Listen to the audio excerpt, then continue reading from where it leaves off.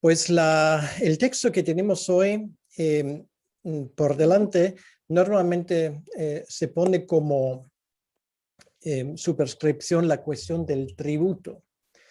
Pero no solamente es una cuestión de impuestos, sino es una cuestión realmente hasta qué punto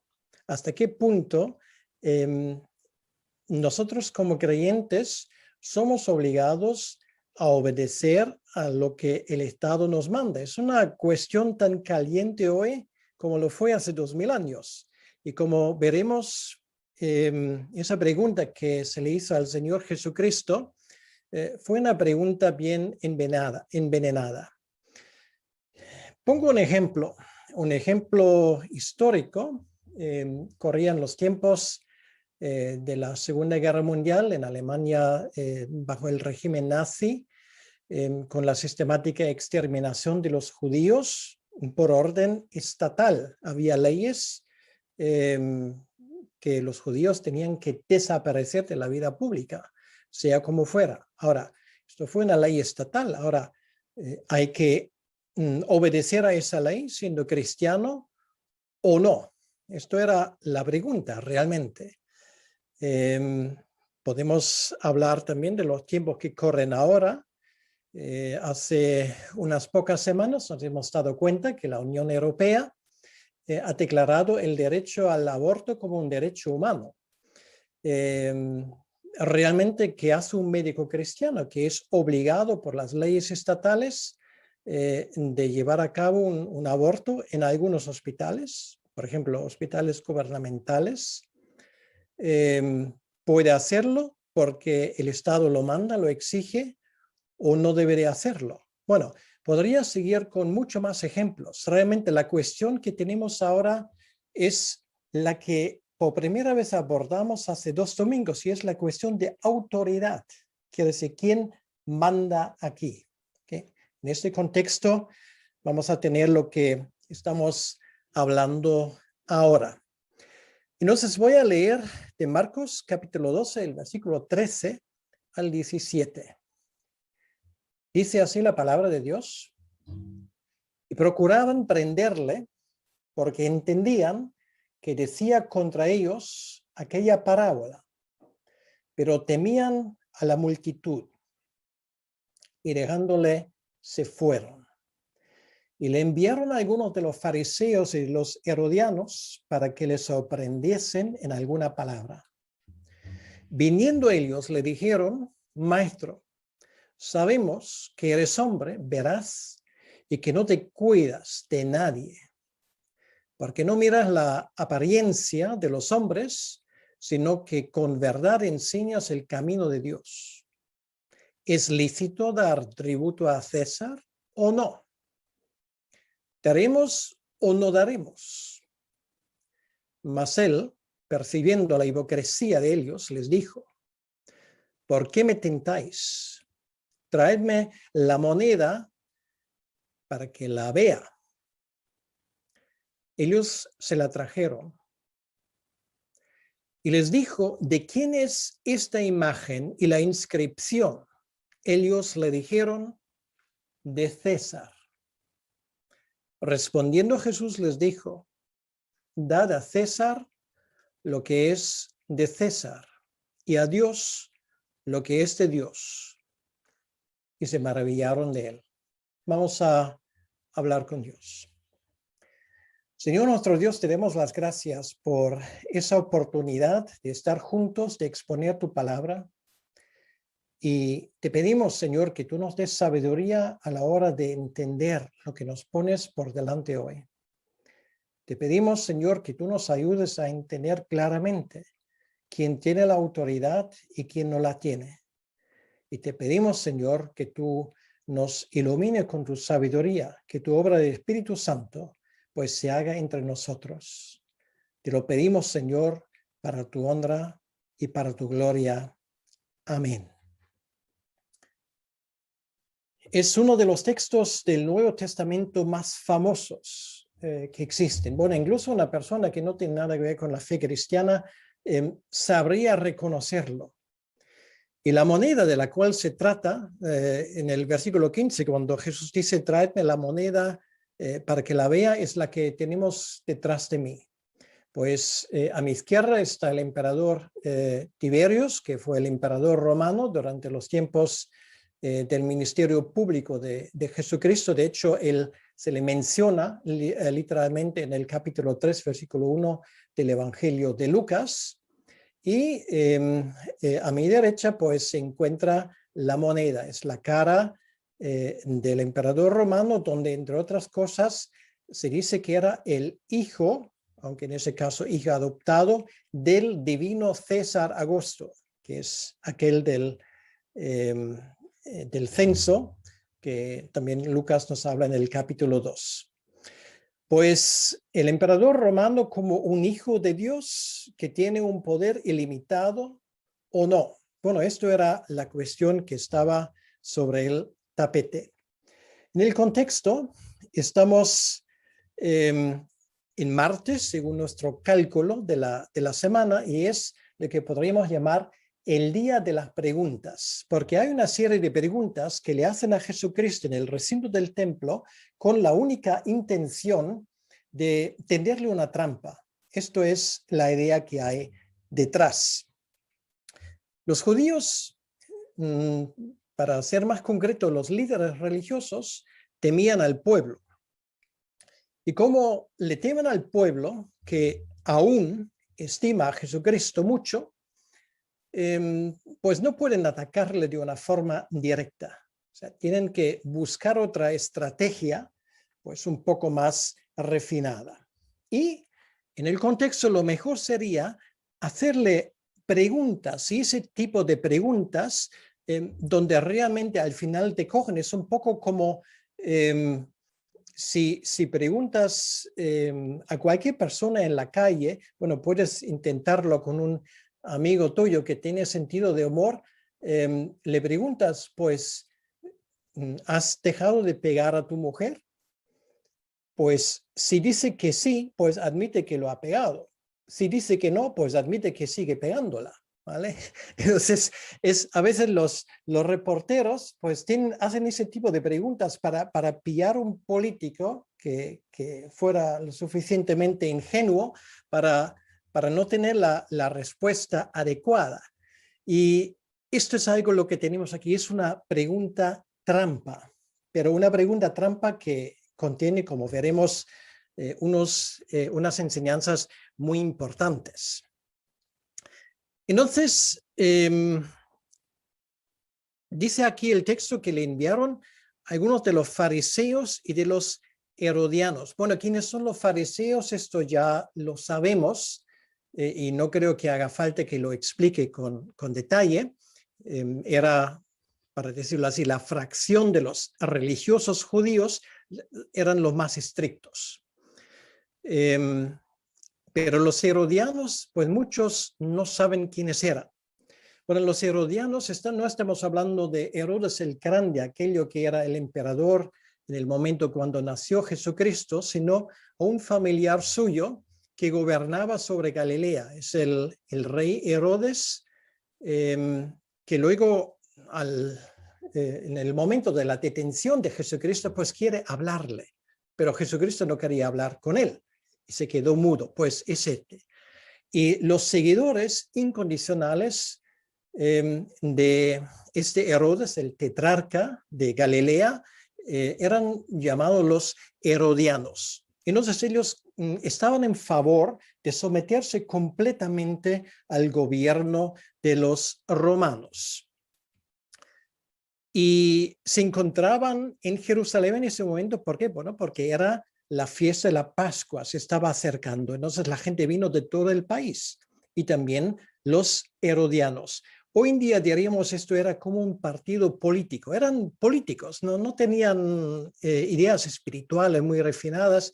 Lo suyo era la política. Entonces tenemos por un lado una fracción religiosa de lo más estrictas del judaísmo, los fariseos, y por otro lado tenemos un partido político y uno se pregunta, ¿y qué tiene que ver una cosa con la otra?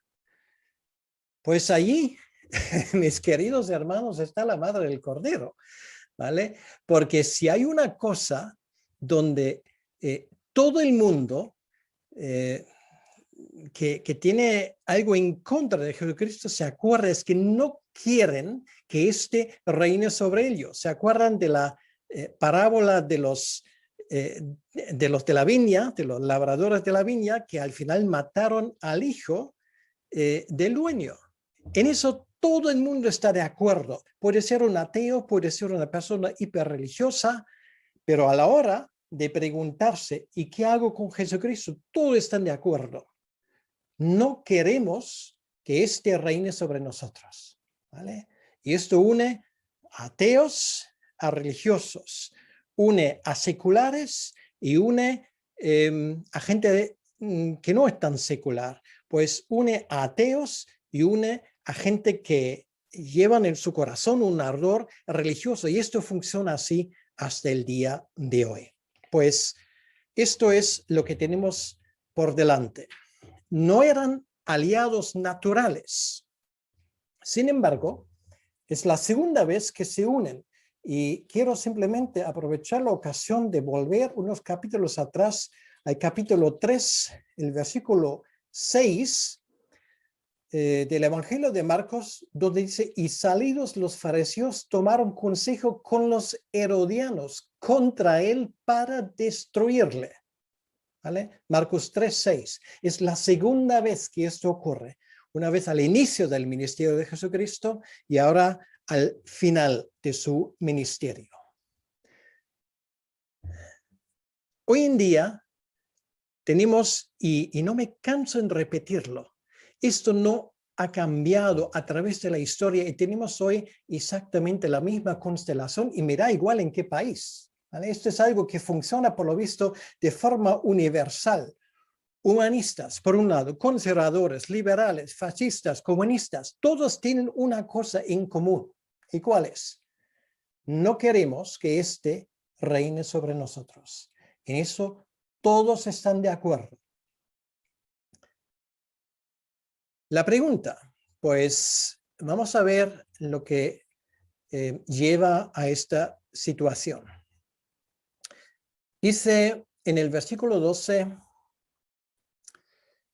y procuraban prenderle, porque entendían que decía contra ellos aquella parábola. Esto todavía es un versículo que expusimos la última vez, y dice: pero temían a la multitud y dejándole se fueron. Y ahora viene la siguiente ronda, para decirlo así. Ahora dice el versículo 13: le enviaron algunos de los fariseos y de los herodianos. Y esa palabra, algunos de, esto nos lo explica Mateo en el capítulo 22 de su evangelio, en el versículo 15, pues con un poco más de detalle. Voy a leer ese versículo. Dice: entonces se fueron los fariseos y consultaron cómo sorprenderle en alguna palabra. Esto era la intención. Tenderle una trampa. Ahora, es muy interesante que precisamente ese intento de tenderle una trampa a Jesucristo es exactamente lo que se predijo proféticamente 1000 años antes en el Salmo 2. El Salmo 2 dice en el versículo 2: se levantarán los reyes de la tierra y príncipes consultarán unidos contra Yahvé y contra su ungido, contra su Mesías. Es una profecía realmente interesante. En eso están todos de acuerdo. Pilato, Herodes, los fariseos, los herodianos, los saduceos, todo el mundo está de acuerdo con esto. Jesucristo tiene que desaparecer. Ahora, el fin de la pregunta, como dije antes, no es saber más. O sea, ellos le preguntan con la finalidad explícita de tenderle una trampa. Se dice en castellano: quien habla mucho, mucho peca. Esto es un problema de los políticos, pero también de gente como los que yo estamos predicando y usamos la palabra, pues muchas veces hacemos un uso indebido de esa palabra. Entonces, como una persona habla mucho, ya por profesión, pues no es muy complicado tenderle una trampa, porque más tarde o temprano vas a decir algo que es una auténtica estupidez. Esto es muy humano. Ahora, lo que es muy interesante es que intentan lo mismo con Jesucristo, pero no lo consiguen. No consiguen tenderle una trampa. La pregunta que se nos dice en el versículo 14, pues ellos vienen y hacen una introducción haciéndole la pelota, como se dice en español. Quiere decir que parecen muy amables, ¿no? Súper amables. Si viniéndole a ellos, le dijeron, maestro, sabemos que eres hombre veraz. Bueno, si ya escuchas esos enemigos declarados de Jesucristo diciendo esto, se te empiezan a enrollar las uñas del pie y del dedo. ¿Por qué? Porque es una falacia, es una hipocresía lo que dicen. Por supuesto no están creyendo esto. Sabemos que eres hombre veraz y que no te cuidas de nadie, porque no miras la apariencia de los hombres, sino que con verdad enseñas el camino de Dios. Ay, ¿a quién no le encantaría escuchar esto? Si esto te lo dicen a ti, mira, estás dispuesta a perdonar 1000 pecados, ¿no? Es que somos así, somos muy humanos. Pues la gente empieza a echarte flores, o bueno, a mí, y bueno, ya, pues, nos gusta escuchar ese tipo de música. Ahora, de Jesucristo aprendemos una cosa, a veces vale la pena mirar detrás. Y no todo el mundo que te hace piropo realmente va en serio, ¿vale? Con el tiempo y con la edad ya empiezas a distinguir entre las tonalidades. Pero ahora, bueno, no vamos a entrar aún en las intenciones de ellos, sino ellos dicen realmente algo que es una gran verdad.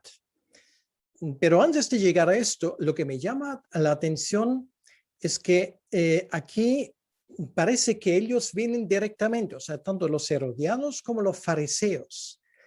Pero no fue así. O sea, si lo miramos en el pasaje paralelo de Mateo, capítulo 22, versículo 16, dice aquí que los fariseos enviaron los discípulos de ellos, ¿vale? O sea, eran fariseos, eran herodianos, pero allí no se ponen las cabezas, ¿vale? Ellos no quieren mancharse los dedos, para decirlo así, mandan a sus discípulos. Bueno, ¿cómo las cosas no han cambiado hasta el día de hoy? ¿Vale? Ellos no dan la cara, pues mandan a otros. Pues los discípulos, en primer lugar, pues parecen más dispuestos a aprender, ¿no? O sea, todo esto es una farsa, es un teatro realmente. Y si ellos creyeron que Jesucristo iba a entrar en la trampa, pues se iban a dar con las narices en la puerta, realmente. Es una hipocresía lo que tenemos aquí.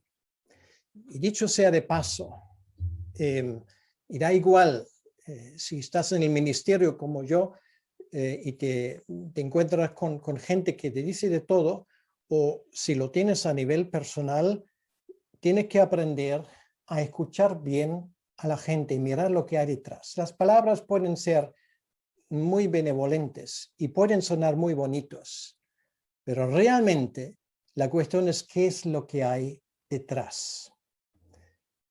Ahora,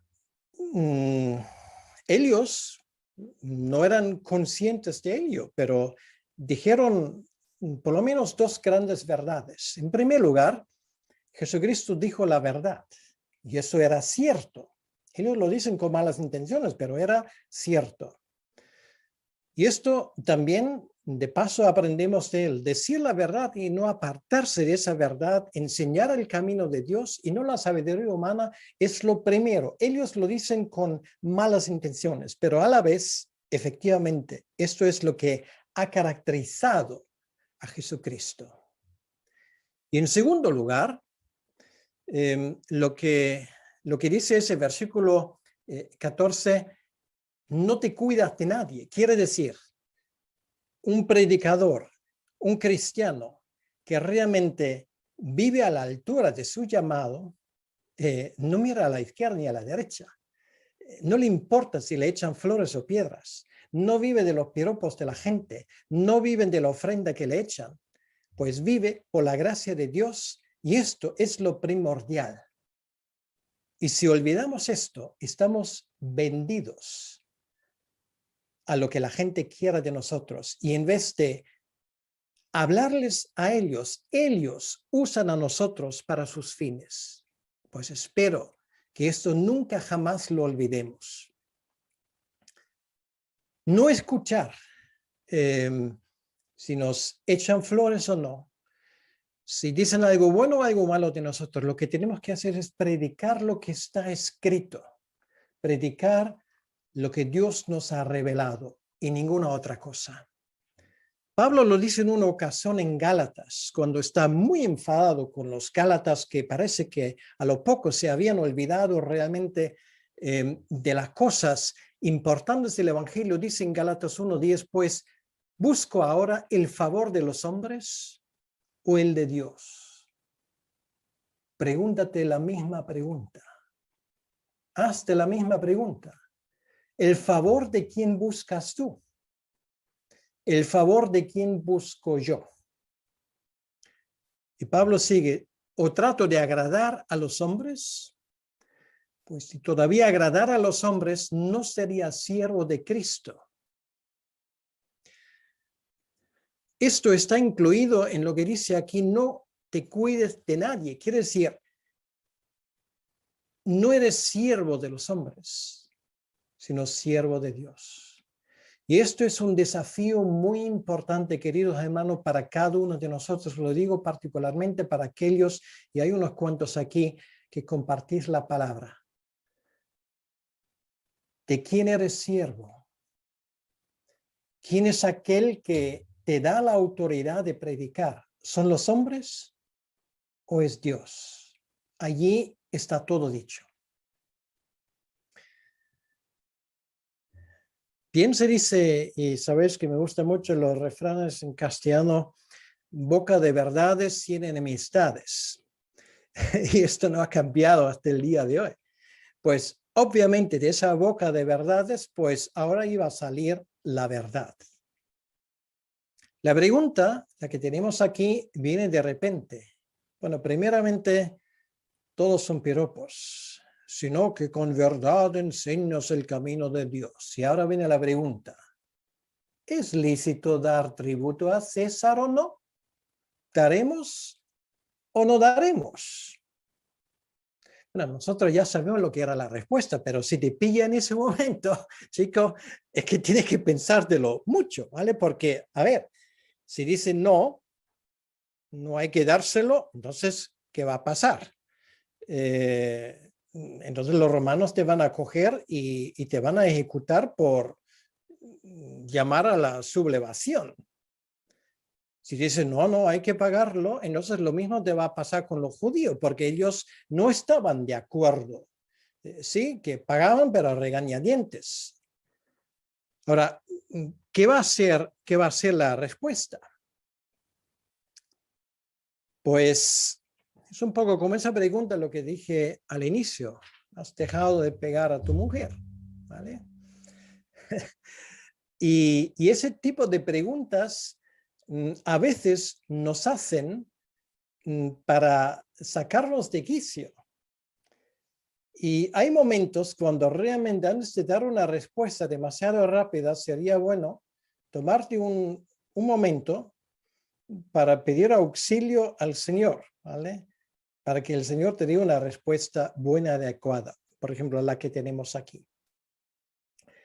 El versículo 15 dice, mas él percibiendo la hipocresía de ellos. Pues esto es lo primero. Ellos pensaban que lo habían hecho bien, que se habían disfrazado bien. Y ahora a la hora de la verdad, cuando, como dice el inglés, el showdown, el duelo empieza, pues se les quita la máscara. Él sabe perfectamente lo que hay detrás de esa pregunta. Ahora, tentación identificada es casi tentación vencida. Si sabes de dónde te atacan, es más fácil defenderte. Y una vez más, quiero hacer hincapié en esto, percibiendo la hipocresía de ellos, percibiendo. Es lo que en la Biblia una y otra vez aparece, distinguir los espíritus. Bueno, no estoy hablando de demonios necesariamente, pero distinguir de dónde viene algo, ¿vale? Mirar detrás.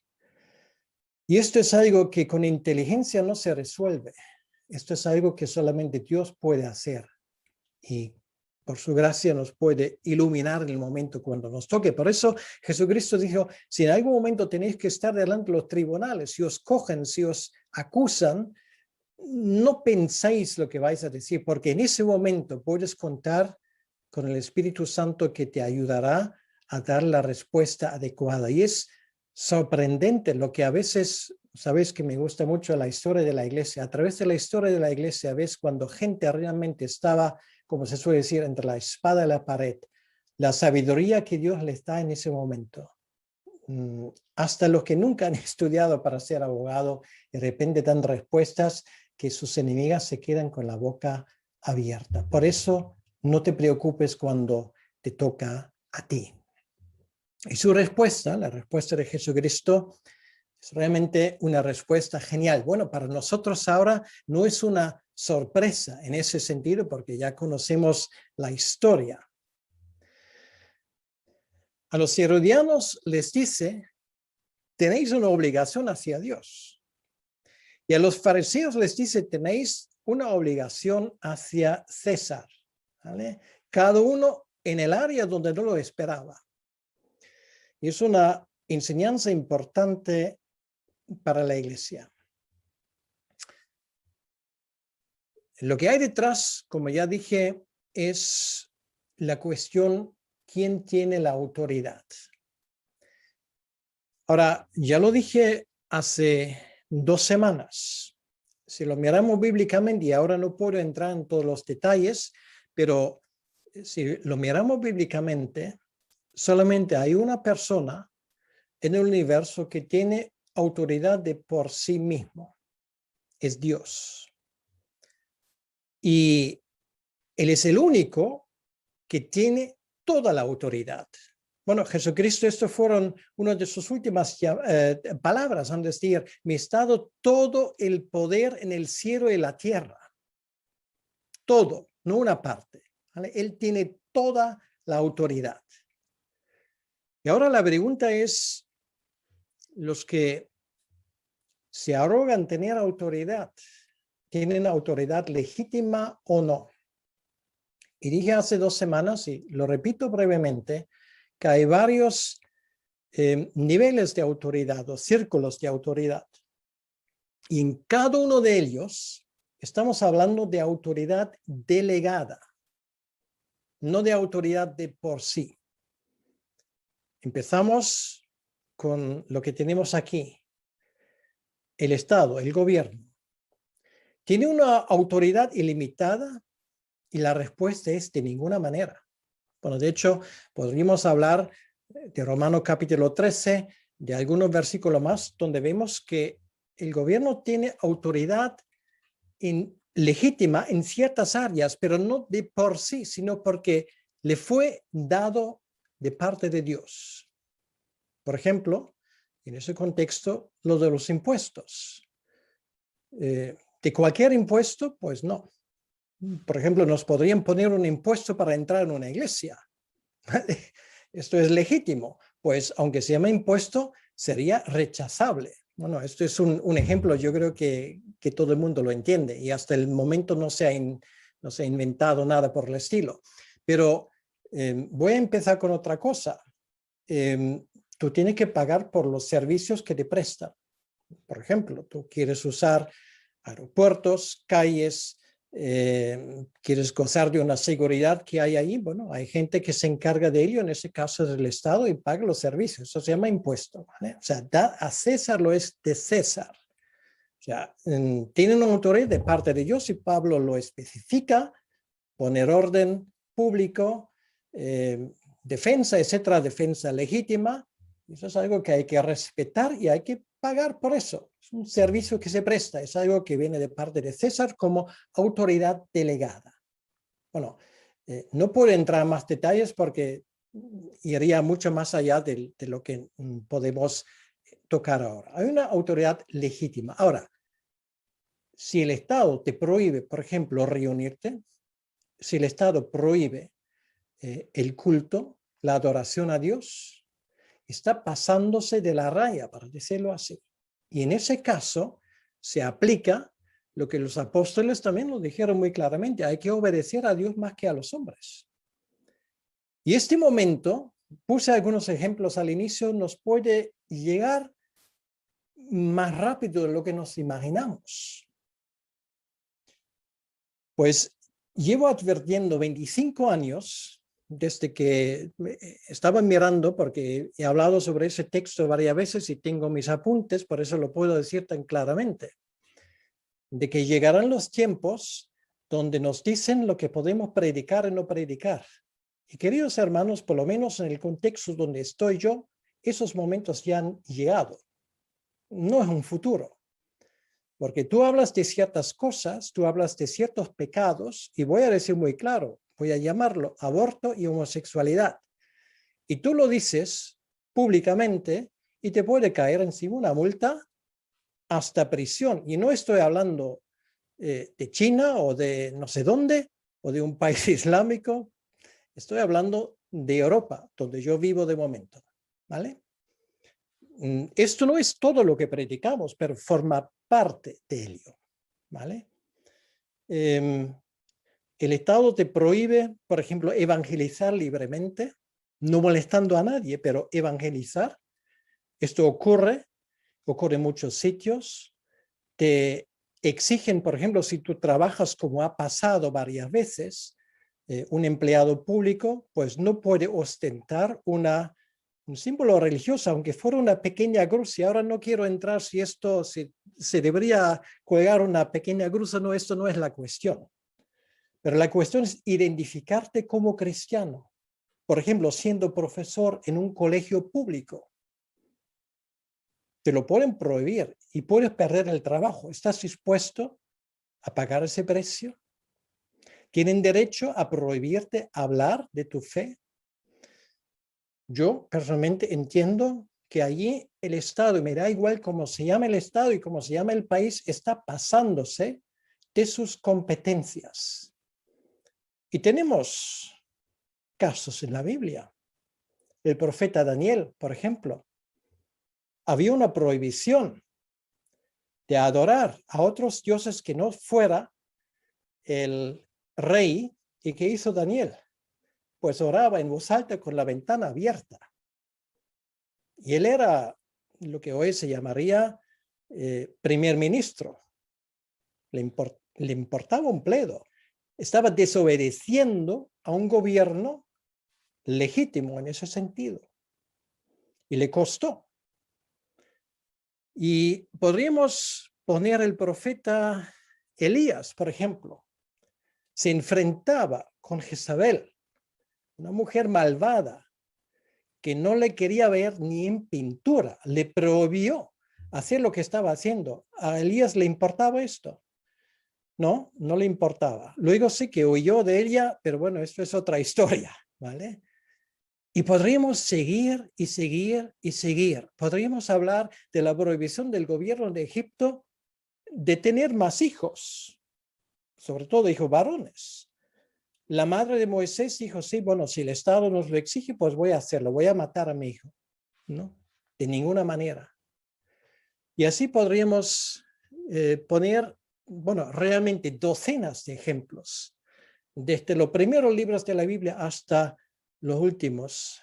Y esa es la razón porque en estos 2000 años de historia de la Iglesia, millones de cristianos han perdido la vida simplemente porque no estaban dispuestos a dejar que una autoridad ilegítima se pusiera donde no tenía nada que ver.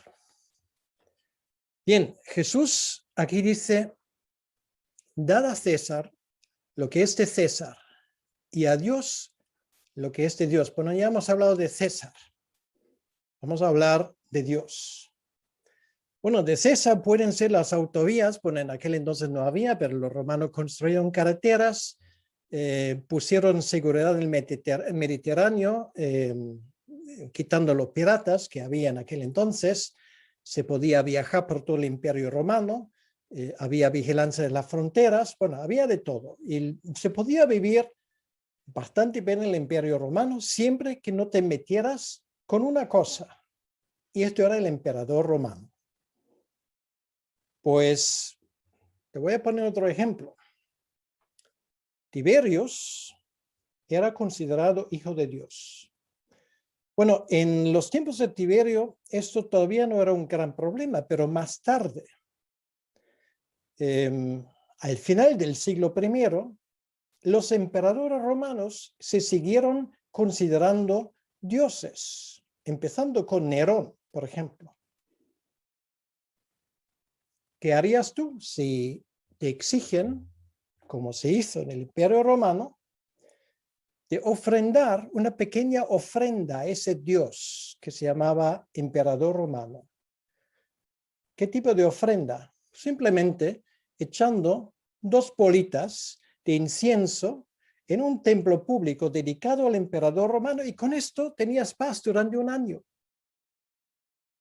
Reconocías el emperador como Dios, pero claro, tú interiormente podrías decir, bueno, eso lo hago externamente, pero no lo hago internamente. Muchos cristianos del Imperio Romano murieron porque no hicieron esto, porque dijeron, aquí hay una raya que no podemos cruzar. Sí, puedo echar la bola en el fuego, pero realmente haciéndolo estoy negando mi fe. Y estaban dispuestos a pagarlo con su vida, cosa que hoy por hoy hacen en ese momento que estoy hablando, miles de personas en todo el mundo arriesgando sus vidas simplemente porque no están dispuestos a hacer compromisos con su fe. Ahora, ¿qué es de Dios? Todo, todo. ¿Sí? Dios no construye carreteras, Dios no vigila sobre la seguridad en el Mediterráneo, Dios no nos presta servicios sociales, que hay que pagarlo también. Pero ¿qué hace Dios? Nos ha dado la vida, nos ha dado la fe, nos ha dado el oxígeno que estamos respirando. Quiere decir que Dios tiene mucha más autoridad. Y donde hay una cuestión de que si esto entra, vamos a decir, donde hay un choque de intereses. Y queridos hermanos, lo que voy a decir es algo muy serio por los tiempos que corren. Donde hay un choque de intereses realmente, y surge la pregunta, ¿a quién obedezco yo? A unas leyes que son leyes estatales, pero que van frontalmente en contra de la palabra de Dios. ¿A quién obedezco yo? ¿Al Estado que me exige pecar? ¿O voy a obedecer a Dios? Y ojo, que nadie dé una respuesta demasiado rápido y sin pensarlo. Porque esto es algo que mañana te puede tocar. Dale a César lo que es de César para darle a Dios lo que es de Dios. Y si miramos lo que exige el uno y lo que exige el otro, nos damos cuenta que los Césares de este mundo cada día exigen más. Y los que somos los seguidores de Dios, los que somos hijos de Dios, tenemos que tener mucho cuidado a lo que nos enfrentamos y tenemos que ser fuertes en nuestras decisiones y tenemos que animarnos mutuamente para resistir en estos tiempos que corren y que van a ir para peor, no para mejor, por lo menos lo que veo venir los próximos años. La cosa aquí sigue. Dice, se maravillaron de él. ¿Por qué se maravillaron? Porque no habían contado con ese tipo de respuesta. Jesús siempre responde de tal manera que no sabes lo que puede salir. Esto es lo interesante realmente. Y me hubiese gustado ver tanto a los herodianos como a los fariseos salir de esta. Yo creo que se fueron como un perro con el rabo entre las piernas. Porque aquí nadie levantó la voz, porque lo que parecía una victoria goleada para ellos realmente se había vuelto en lo contrario.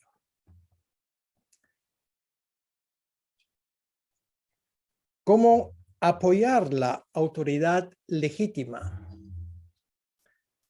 Hablamos ahora de Dios primero, dándole a Dios lo que es de Dios, dándole la honra, la gloria, esperando ayuda, esperando auxilio, esperando reivindicación de tu justicia, no del Estado, no de los hombres, sino únicamente de Dios. ¿Cómo apoyar la autoridad legítima estatal? Pues la Biblia también está clara en eso. Obedecer a las leyes legítimas, que las hay, sin lugar a dudas. Intercediendo por las autoridades, eso también es otra. Y es algo que nos toca a cada uno de nosotros. Y también hasta dónde se puede honrar a los representantes del poder civil, donde ellos respetan también los límites que Dios les ha puesto. Ahora, ¿qué pasa cuando las autoridades cívicas o estatales se pasan de sus límites? Entonces, en este caso, se aplica lo que vemos en el libro de los Hechos en varios sitios. Hay que obedecer a Dios más que a los hombres. No podemos, por ejemplo, sacrificar a nuestros hijos sobre el altar de las nuevas ideologías. Es mucho más cómodo hacerlo, es mucho más cómodo adaptarse. Y te buscan muchos problemas cuando resistes. Y cuando dices, como es el eslogan de una organización, no con mis hijos. Hay un precio que hay que pagarlo y ese precio va a ser cada vez más alto. Y no lo digo para asustar a nadie. No es mi intención, sino todo lo contrario. ¿Por qué? Porque Dios honra a aquellos que le honran. Y esto siempre ha sido así. Durante 2000 años, los cesares, los emperadores, los mandamases, y da igual cómo se llamaba, los benefactores del pueblo, no han podido acabar con la iglesia, ni jamás van a poder hacerlo. ¿Por qué? Porque más fuerte es aquel que está con nosotros que aquellos que intentan hacernos pasar por el aro. La iglesia, en las circunstancias más difíciles, es una iglesia triunfante, una iglesia que en la tribulación y en la persecución encuentra su fuerza. Por lo tanto, más que nos tenemos que enfrentar a los tiempos que corren, y vamos a tener que hacerlo, créemelo. Más que nos enfrentamos a esto, más fuerte vamos a ser. Allí radica la fuerza en la iglesia, no que el Estado nos reconozca, no que el Estado también nos permita tener un rincón donde podemos, para decirlo así, jugar con tranquilidad, no para salir también en la foto donde salen todos, no para recibir prebendas y todo tipo de ayudas estatales. Dios no ha llamado a la iglesia para esto. Y sé que lo que estoy diciendo no le gusta a cualquiera, pero me da igual. Realmente somos llamados para algo mayor, para algo más importante. Y esto es obedecer a Dios. Si las autoridades nos ayudan en esto, Dios les va a bendecir. Si se ponen en nuestro camino, esto puede significar sufrimiento para nosotros, pero realmente significará victoria para la iglesia. Ha sido así una y otra vez, y así seguirá siendo hasta que Cristo vuelva. Darle a César lo que es de César. Esa moneda que él ha acuñado, donde está su efigie, como lo vemos detrás de mí, pues págale por los servicios que recibes de él. Tiene autoridad legítima en ciertas áreas. Pero dale a Dios lo que es de él. Y de Dios es la honra, la gloria, el poder. De Dios es el derecho de mandar sobre tu vida. De Dios perteneces tú. Dios te ha dado la vida, no el Estado. No lo olvides nunca. Es Dios delante quien vas a tener que rendir cuentas, no delante de las autoridades humanas. Algún día vas a estar delante de Él y no importan las leyes ni de España, ni de Alemania, ni de ningún otro país del mundo. Lo que importa es la ley de Dios. Lo que importa es lo que Él ha mandado. En ese sentido, ellos se van, tienen que reconocer que lo que Jesucristo les dijo era algo contra lo cual no han encontrado respuesta. Admiten su sabiduría.